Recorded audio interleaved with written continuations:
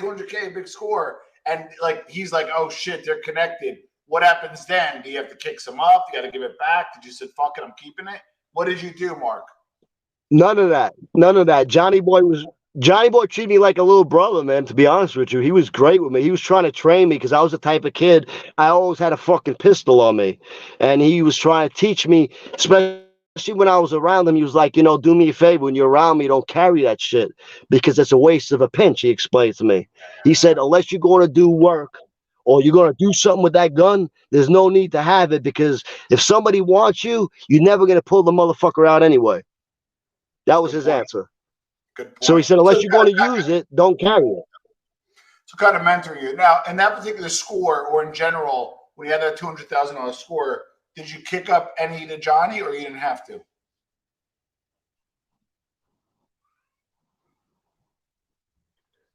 Yeah, I did. So after that, I wound up working for him in his glass shop.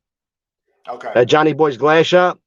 So, but anyway, before then, like when I started doing the stick-ups for the drug dealers, which I started doing a lot of those, that's where even then he tried to mentor to me because I wound up robbing one guy 3 times. And he came out and told me, he's like, look, I don't want you to do that shit no more. He said, because you're going to walk in there and the guy's going to be waiting behind the door and he's going to put a bullet in your fucking head. That's what he told me, He's like, you can't keep robbing the same person like that. What are you, fucking nuts? You know what I'm saying? I'm like, yeah, I'm fucking nuts. But, yeah, he always tried to mentor me, to be honest with you, But eventually he introduced me to Peter Zaccaro. Okay. Yeah, Peter Bud Zaccaro, yeah. Wait, but hold on, Mark. Yeah, he's yeah. So hold on, guys. Everybody, we have a delay. So when I speak, he has a pause. He's not hearing. It's just that we have a little bit of a delay. But did you have to kick up to Johnny Boy and the Gambinos when you had a score? Nah.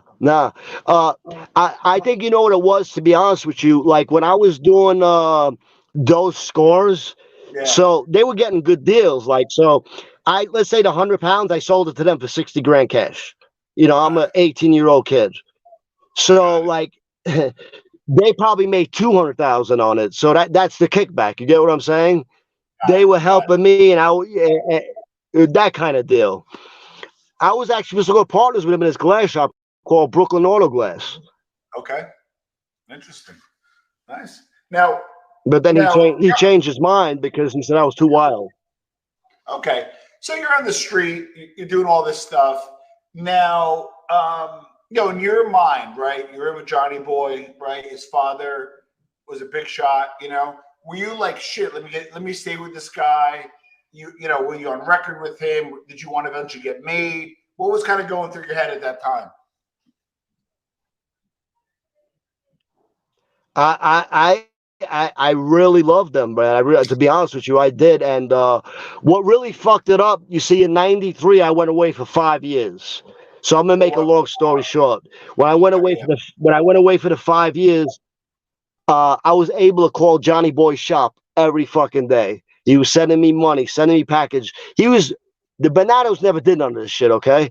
He was giving my wife money and everything. I just had a baby, okay? The guy was real as fuck.